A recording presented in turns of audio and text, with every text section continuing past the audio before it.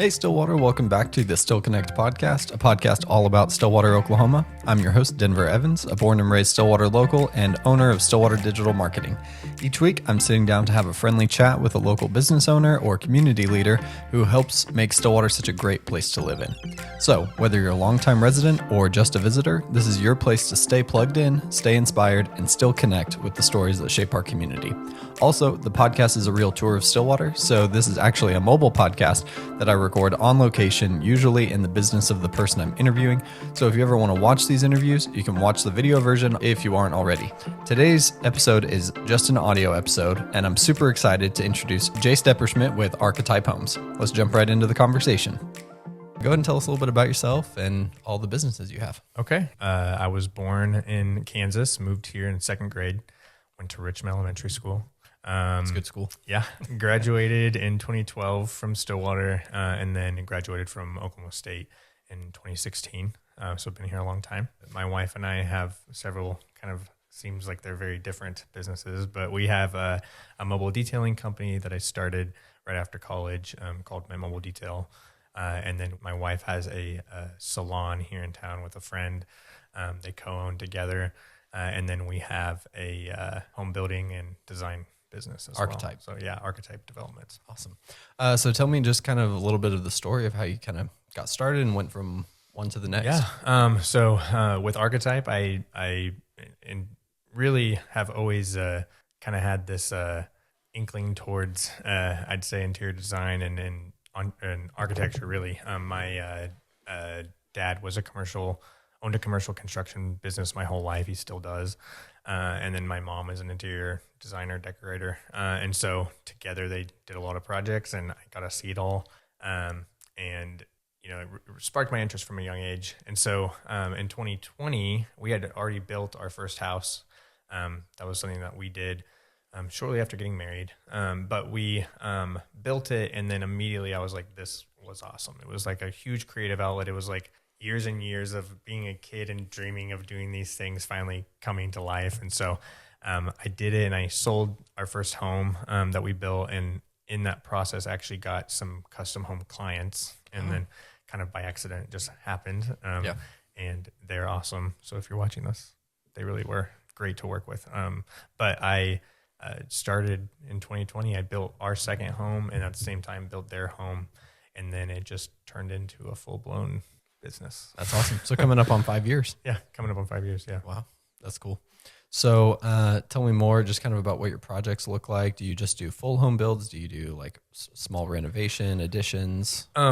Really, I started out with just custom homes, but slowly morphed into like small, like single room, like renovations. And then that turned into large additions and large renovations. And so right now, primarily I'm doing custom homes and then like luxury remodels of one. It can be a small space. Like I do just master bathrooms or sometimes just kitchens, but large additions and large scale remodels of like a whole home at once is kind of one of the things that I really enjoy and specialize in. So yeah, that makes sense. Very cool. So you grew up in Stillwater. Yeah. What are some things just over like the last several years that you've kind of seen change, grow in Stillwater that you've enjoyed? I would say I think the one thing that's changed a lot is just how many people are moving into town. I'm getting to work between all my businesses. I'm seeing and meeting so many awesome people. It's interesting that Stillwater has like such cool people. You don't always get to meet everybody, but so that's one thing I really like. I love that we're pouring into our downtown right now. I love that we're really developing just big giant areas of nothing. Yeah. Right. Whether it's housing or just businesses, I love what I'm seeing from other local entrepreneurs who are really pouring into that downtown area that we're going to make really cool, I think. And then the hub, obviously, over here by where I'm at. Well, I'm like 12th Street. Yeah. Like 5 years ago. Nothing. There was nothing. Yeah. Yeah.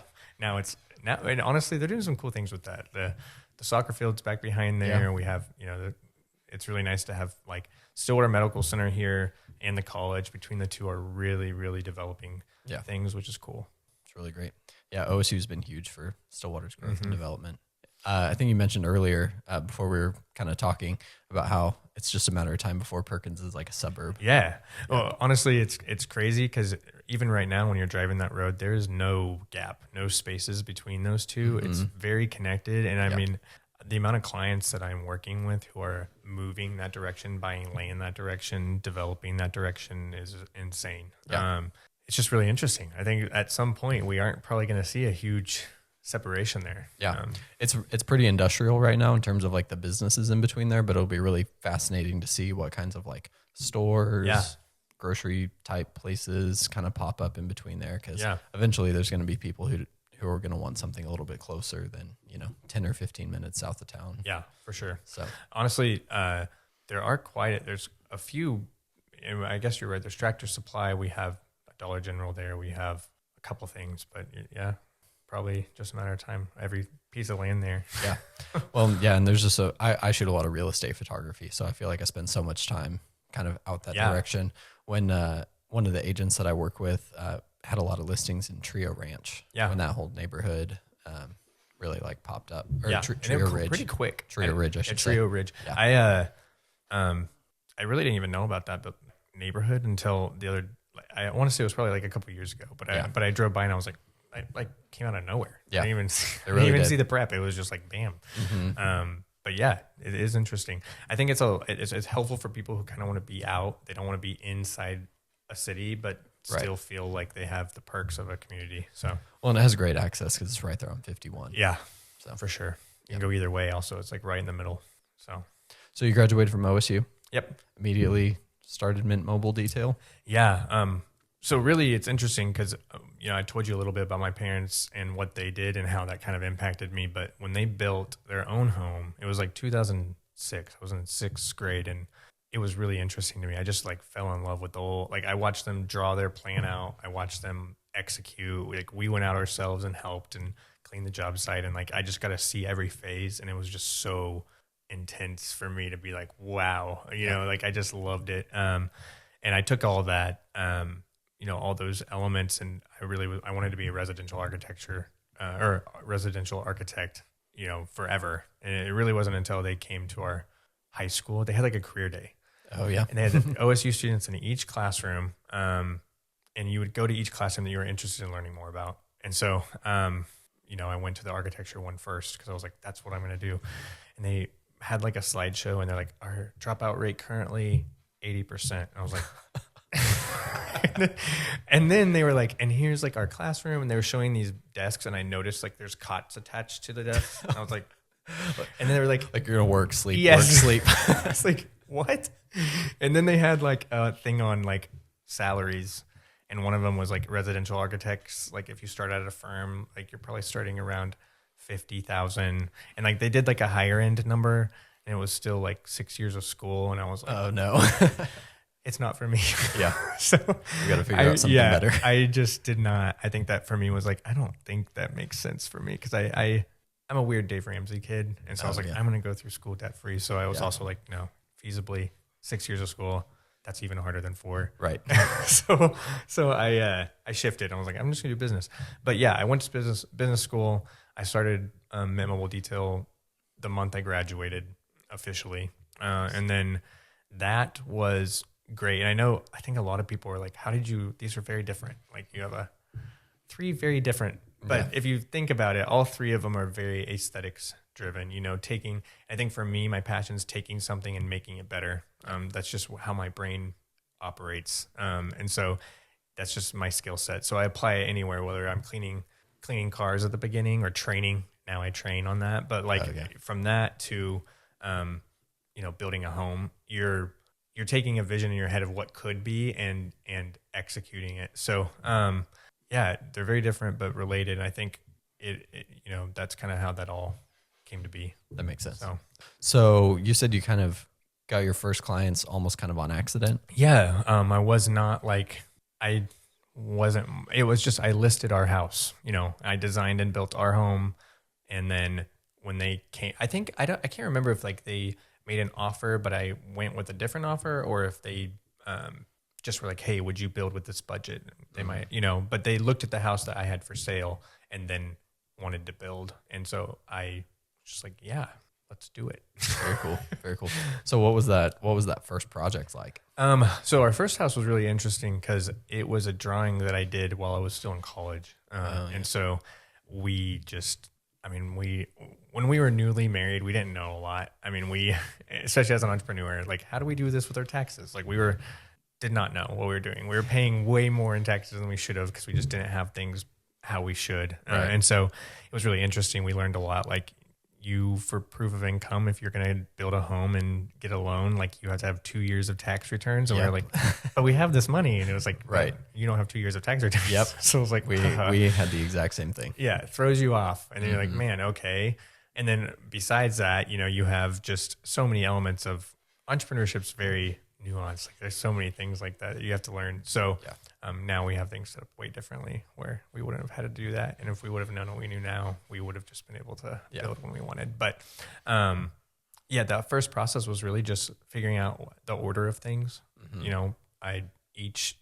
Each individual person that came to do something on site, what order, sequence. So you're your own like general contractor? Yes. And learning every single aspect and, what order that needs to be in and how to execute it properly.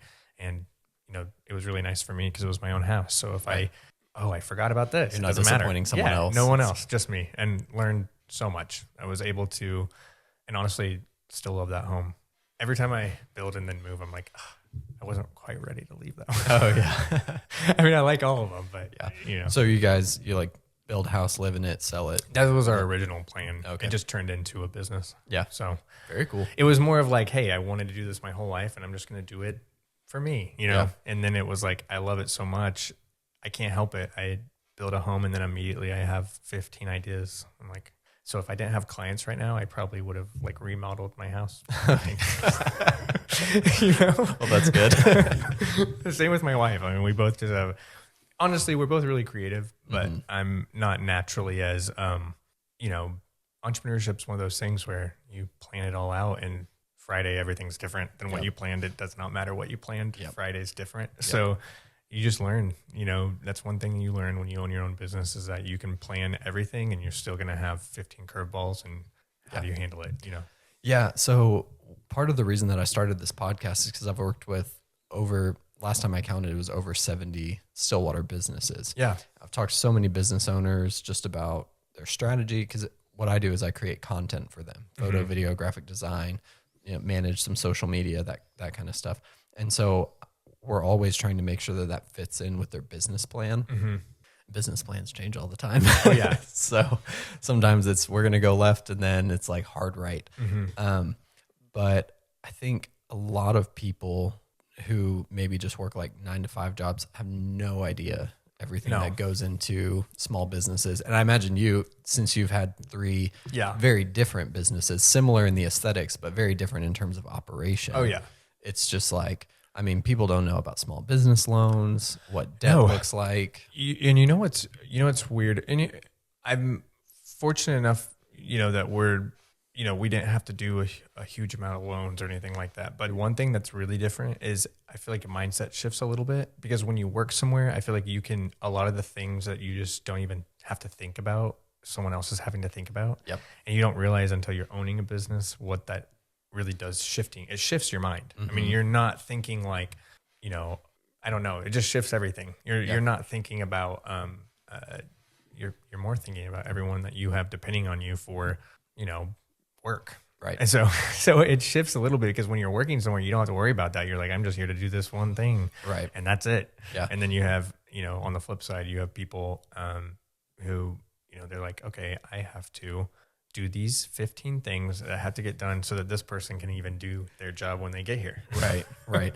I heard a quote one time. It was that business owners would make the best employees. Yeah. 100%. But you can't hire them. No. You can't, because the one thing that you can't give them if they're working for you is the freedom. Yeah, and just that ownership of like, I want to make this happen because a lot of times when you have an employee, unless they're highly incentivized, you have like a sales position or something like that, they're not, if their income is capped, their effort is going to be capped. Yeah.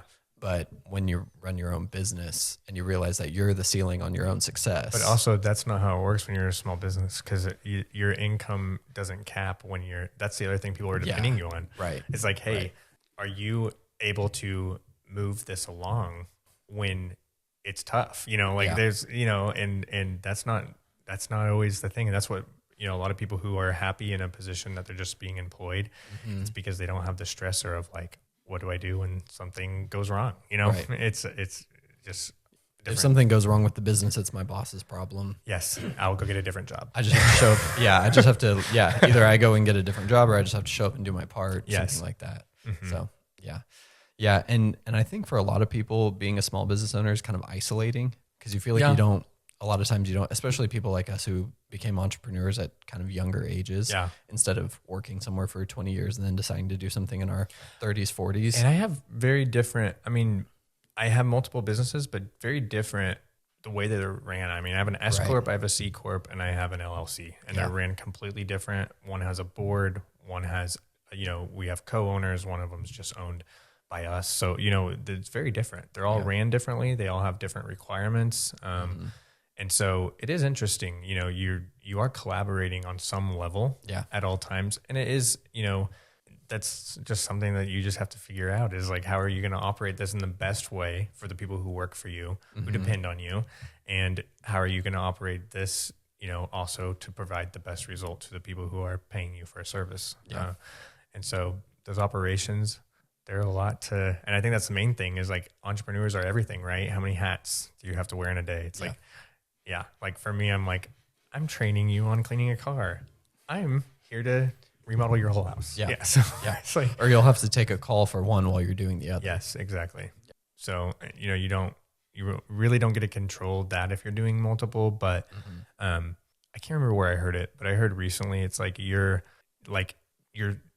it feels overwhelming, and really for me, I'm not naturally inclined for risk. I'm very type A. I like to have a plan, and so I really have had to learn how to do that well, or, how to manage just things not being exactly how they should be in your head. Yeah.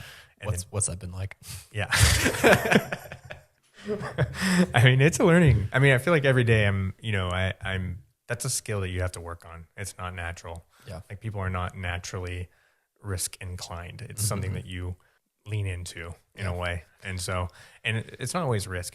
I think the word I'm really like more looking for is like the ability to be like flexible, sometimes it's a risk. Sometimes, it's more just like, how do I roll with this in the best way possible? And sometimes it's just making the next best choice, even if it's not the choice that you would have planned in the beginning. Yeah.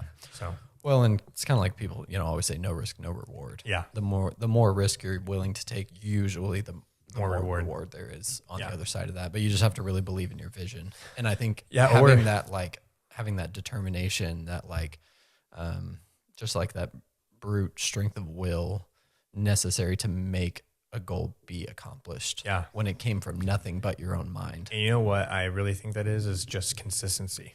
Yeah. And whenever all you have is that vision, it's like, okay, because I will tell you, like, when I started the mobile detailing, when I was really trying to grow, and there was a phase where I was detailing every day, and like, it was hard to get good staff. I was having trouble finding really solid employees at that moment. But in my head, I'm like, man, my friends all got out of the same school I did and got a job somewhere. And like, I would go hang out with them. They're like, this is where I'm at. Like, they just, when you're young and dumb, they'd be like, oh, we're making this much now. And I'd be like, what am I doing? I'm cleaning cars, like, it just didn't add up always. Yeah. But I will say for sure, it's consistency, and it's not just for you, but the people who are looking to you to maybe use your service, they want to see that you're consistently showing up. Yeah. So, every vehicle that you're doing is getting cleaned the exact same way with a really happy client, because your consistency, and then over time, that's a foundation. And that's really what it is. It's like when you get to the hard spot, and that's why a lot of things are like one and done. You'll see a ton of, like, for example, yard companies. Someone's going to pop up and be like, start doing lawns. And then like 2 years later, it's like, oh yeah, you have to call someone else. We don't do that anymore. Yeah. You're like, okay. But really what it was is just when it got real tough and they were like, it's not, the vision's gone. It's like, Yeah. I'm going to the next thing, so the consistency is what builds that risk factor, like being able, because really that's the thing, is like continually showing up and doing what you need to do for clients and for your team is the best way to grow. And nothing I've done where I've been consistent has, been a downside. That's one thing that just really builds a company. Yeah. And I think there are a lot of people who start businesses who think they have a really cool, fun idea, but they just don't have that enough drive to create the consistency. I feel like there's two types of people, and like you need one on every team, but like you have someone who's like, here's the vision. I'd say you're right. Probably most entrepreneurs are that way. I'm not that way. I'm like, here's the vision one time. Don't tell me about it again, because I have to do it. I have to go A to Z. Yeah. And like, I come in and I'm like I'm doing A to Z. I'm on like maybe D, and everybody's like Z. And I'm like, I'm just on D, Yeah. It's like, well, and I bet, I mean, building and designing houses, it's that whole long process that you don't really know unless you've done it or been around someone who's done it. Yeah. Well, it's like you're standing on the slab, and if all you can think about is Z, the thing that you have to be focused on is B. I just got the slab done. Here's the next phase, And so your bathroom finishings don't like, matter right we now. We can't do that. But see, it is hard, because I think that's the thing that clients are most excited about. Right. So that and so I always allot a large amount of time at the beginning to go over these really cool ideas, or like lights that they like, things that we're not going to talk about for a while, but they just want to know that we're on the same page, like the same. We're on the right path. Yes, exactly. And so you have a little bit of that. My mind works in, I always say this about my brother. He's one of the best when it comes to vision casting of anyone I know. He could we could be at lunch. He's like, what'd be cool? What if this? And then he'd like lay out this huge idea, and I'd be like, yes. Like I'm leaving lunch wanting to do it, and then I'm like, wait, I can't do this right now. But like he just like vision casts so well, and then I'm always like, how do we do it? That's how my brain works, is how these little steps. Yeah. But it's funny, and when it comes to like anything faith-wise, I look at everything through a faith lens. But it's interesting, because whenever I was in like college, if I was in college and God just like laid out, hey, this is where you're going to be in 2024, I'd be like, I'm overwhelmed. Right. How am I going to do this? I would, my brain would break. It'd be fried. I'm like, how would I even get to that point? Like I'm getting ready, graduating school. I'm getting ready to start a mobile detailing company, and to scale and grow. But if he was like, in 2024, you're also going to have this business and live here, and your kids you're going to have 4 kids. I was like, I'd be like, what? Wait, you know what I'm saying? 3 businesses, 4 kids. I'd be like, wait a second. This is too much. And so it's kind of like that when you start a business. It's like you can vision cast all you want, but like there has to be, you have to lean into like where you're at and just focus on that for a moment. Yep. And over time it builds. But that's why for me, it's hard, because I'm like, sometimes just doing the next right move is better than just focused on Z for too long. It can be kind of like, make you freeze. Yeah. Well, and I think even just this kind of like line of thought is just maybe really out there for a lot of people who aren't business owners, who haven't been through these types of processes before. Kind of the reason I started the podcast was because I just saw so many people who, very easily like talk bad about a local business online. Yeah. When you own a business, that shifts completely. Yeah. Being mad about something at a restaurant. Yeah. I mean, like you fully shift. Like, I don't know one person who I've seen do that where I'm like, they own a business. I don't complain about anything anymore. I'm like, I get it, dude. Yeah. You're like, listen, I understand. You're short staffed. Someone else is in the kitchen. Right. There's just things where you're like, it just shifts your mindset fully. And that's part of that mindset shift for sure. It's like you might have a house full of sick kids. Like yes. You're trying to run from the pharmacy to your house to your restaurant to your. You got a surprise that you no longer can get X ingredient from this location. They're out. What are you gonna do? Yeah, no, we've worked with several restaurants, and there have just been situations like that where whether it's like a bakery or something, and they're just like, oh yeah, we don't have that kind of flour anymore. Yeah, and when you talk to an entrepreneur, that type of stuff is like debilitating, because you're like, wait, I'm dependent. And that's what I mean by being dependent, consistency. Part of like my brain is like, take it off the menu. Like if it's me, because I'm like, we're not going to serve a a random redesigned meal with a new recipe randomly that you're used to coming in and getting your usual. I mean, I just say it's better to, I don't know. As an entrepreneur, that's what I would feel like, or you figure out a new way and you learn something new. Right. Well, so you were, you said take it off the menu. One of the people we worked with, it was a bakery, and bakers can buy this like basically pre-made cake mix. Yeah. It's basically, like you'd buy a box, you get all the powder. It's like that, but like industrial large size, quantities. Yeah. And all of a sudden they just couldn't get the same one anymore. And that was like their number one product. Yeah. That was like their main thing. And they were just like, do we make our own mix? Yeah. Do we try this other one? This other one doesn't taste as good. And so there's just all kinds of situations like that where sometimes you can work around it. Sometimes it's your main thing. Yeah, you got to figure it out. And either way, you have to figure it out. Yeah, and you grow. That's what I'm saying. Then the next time that happens, you're not debilitated anymore. It doesn't shock you. You're like, okay, I'll figure this out by the end of the week. Yeah, like you can never fully disaster-proof your business. No, but it's kind of like every time the wave comes up, it's like the tide's rising. Yeah. It's like, oh, okay, I see how I can make a little trench here. I mean, even in like one of my businesses, if like there's been weird times, like COVID was a really weird time for a lot of businesses. But like if that happened again, 100% would know exactly what I was going to do. Yeah. Before that, never thought about what if there's a nationwide pandemic? Never would have thought about that. So my wife and I got married in December of 19. Decided to work together in February of 20. Yeah. And so, wild times. But actually, that caused the marketing side of our business to take off because we were getting a lot of no's from local businesses who were saying, oh, I have all this like foot traffic. I don't really worry about my social media. I don't really worry about my website or my digital presence, anything like that. And then COVID happens and it's like, there's a need. Oh, now I'm trying to post to my like 50 followers, trying to keep my business alive. And it's like, well, the tide rose pretty quick on you in that situation. And so we were able to help a lot of businesses. And sometimes that's cool because really looking back, you probably can see it, but all the businesses that you talked to that didn't need it, who ended up coming back, that's might just be what you're doing at that level of, of the game. Like somebody seeing a home that you built, like in my situation, they might see the sign out front when you built that house, and then they might not build for 5 or 10 years, but down the line, they're gonna be like, hey, I live next to the house that you built in this neighborhood. Yeah.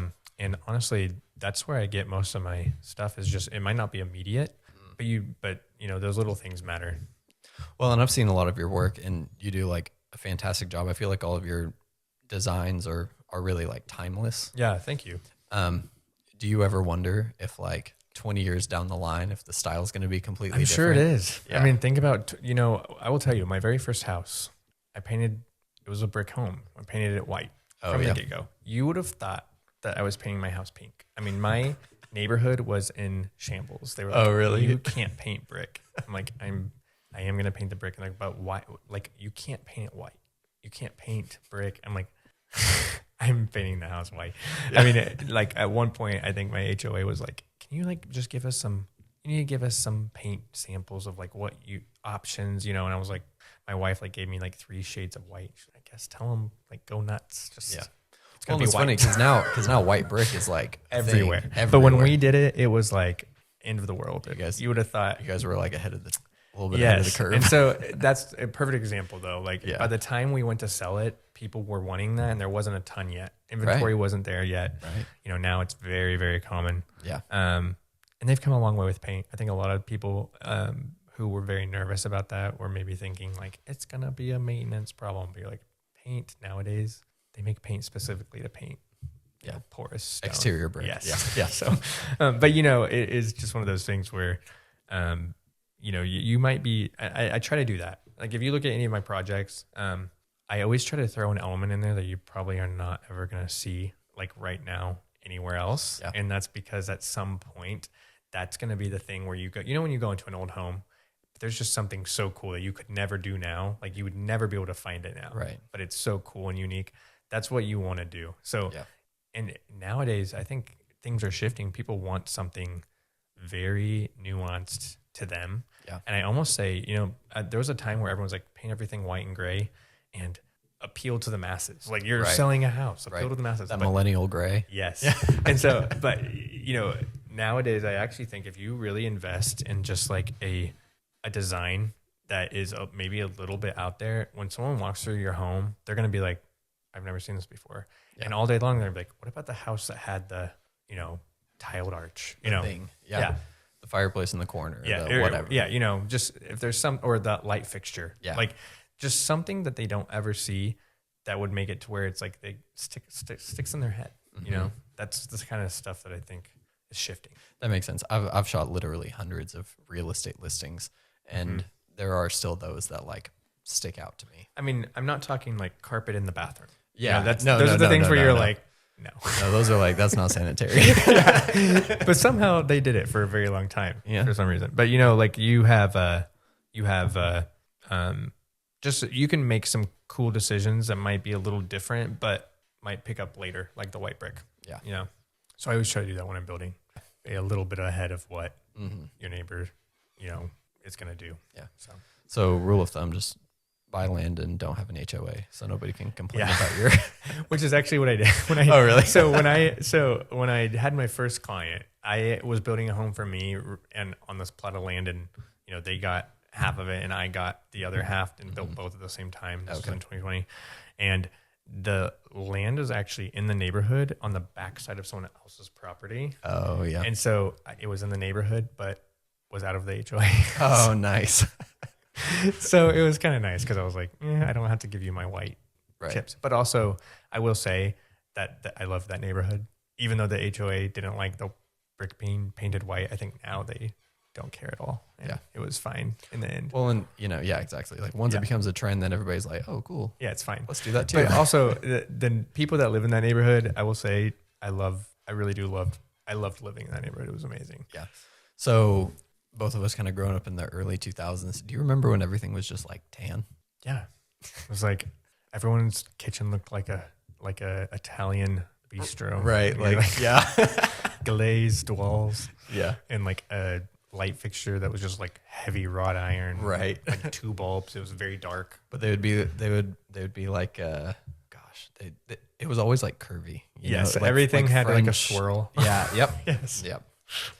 That's so that's like all I'm remodeling right now is like these really beautiful homes, and honestly executed so well. There's some amazing builders, long-term builders in Stillwater. So a lot of times I'm going to homes that they did at that, 20 years ago that were amazing, right, but just need revamped. It's easy to do that when you have good bones. And so, that's helpful. But at the same time, sometimes it's just full. Got to start over. Do you have a favorite project that you've worked on? Or is it just like everyone you get more? There's something I love about every project. I don't take a project on if there's not something that I'm just overly excited about. Because I think I told you this, but like I love to make things better. And so if I'm walking into a project and I like instantly in my brain can just envision an idea, I'm like, I've got to see it happen, Yeah. So, but I think for me, most recently I had a client, some clients from Colorado that were moving here. Oh, nice. They purchased a home. They weren't going to move into it till I had finished the remodel, and it was a full gut, the full interior. And they trusted me with so many cool things, and it was just like, it was insane. It was beautiful. The end result was insane. Yeah. And so I think that's my favorite project I ever did. I do a lot of client work. I always love it when the client just goes, here you go. Yeah. And just like kind of hands you the keys. Well, in this situation, they really were trusting me with a lot. They lived out of state. They came and visited throughout occasionally, but for the most part, a lot of it was FaceTime. A lot of it was my job to communicate. Yeah. And so just being able to communicate my ideas and then them trust me to execute the idea that I showed, was huge. I mean, that's honestly the most like magical moments that you want to post online, like of a home, design wise, are all because of my dog just walked out of here. Did you see? Yeah. Yeah. It's fine. Okay. Most of the time where I have clients who are trusting me to do something is when I can do the best result, because I'm able to make with anything design wise, there's so many tiny decisions. Yeah. And so if I don't have to run every tiny minuscule thing by something, but I just have a vision that I'm supposed to execute, it usually goes a long ways in the end result. Very cool. Any final thoughts before we wrap this up? No. I'm excited for Stillwater. I'm excited to see the rest of your podcast. There's a ton of awesome people who own businesses here. So Yep. that's about it. All right. Well, thank you. Yeah, appreciate it. Thank you. Thanks for tuning into that conversation with Jase. I hope you really enjoyed it. And there's always more where that came from. If you loved today's episode, don't forget to follow us on social media to stay in the loop, as well as to share this podcast with all of your Stillwater friends so that we can grow this podcast, these conversations, and ultimately our community. If you want to go a step further and help bring these stories to life, consider supporting the podcast on Patreon at patreon.com/stillconnectpodcast. For those of you who might not know what Patreon is, basically it's a platform where you can subscribe to get more than just these free podcast episodes that you're listening to. You can get access to online Q&As, in-person hangouts, patron-only polls, and other special requests for the podcast. No matter what your capacity for supporting the podcast is, every little bit helps grow this amazing community. And we all need community. So even when life gets busy, make sure you still connect.